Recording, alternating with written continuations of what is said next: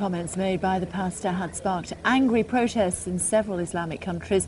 Well, what's the view of Muslims here in the UK? Sky's Mark Stone is at the Faithful Faith Mosque in Morden in South London for us this afternoon. What is the reaction where you are, Mark? Okay, you heard the pastor there talking about a radical element of Islam. I think the men and women here are about as far from radical as you can get, really. They were already planning a very big day. It is, of course, the last day of Ramadan, depending on which branch of Islam you represent. The last day of Ramadan today, Eid tomorrow. 10,000 men and women gathered here today to represent and to reflect on that last day of Ramadan. But they also had a last-minute meeting just before the main prayer service today, a multi-faith meeting in which Christians and Muslims, there were representatives from the Catholic Church, the Anglican Church, the Jewish Church, and many others here today. And they'd organised that meeting simply because they were so upset about what this pastor in Florida was planning to do. News that he has, for the moment, it seems, decided not to go ahead with it. He's only really trickling through to them. As I say, they've been in their prayers for an hour or so they're only beginning to find out that. They will be very pleased. There wasn't any anger here, Kay. It was just extreme upset, really. I'm joined now by Rafiq Hayat, who is the national president of this particular branch of Islam. Could you give us a sense, first of all, sir, why you decided to organise that multi-faith meeting this morning? Well, you see, what was happening, that in a lot of Muslim countries you could see violent demonstrations taking place, and there was no voice of reason coming through.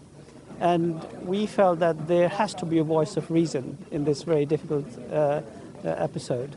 So the best way we could do it was to bring all the faiths together and show solidarity in face of what was going on in the States.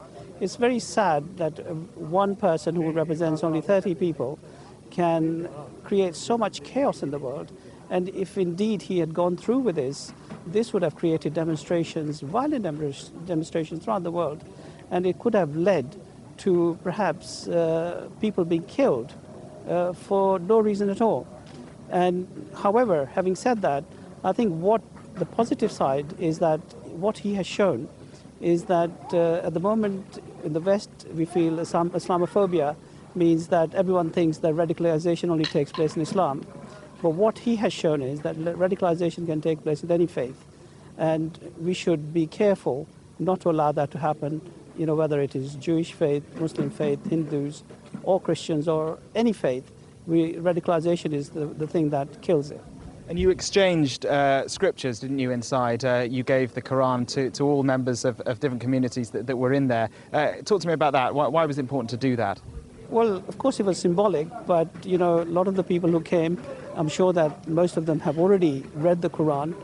They were scholarly people.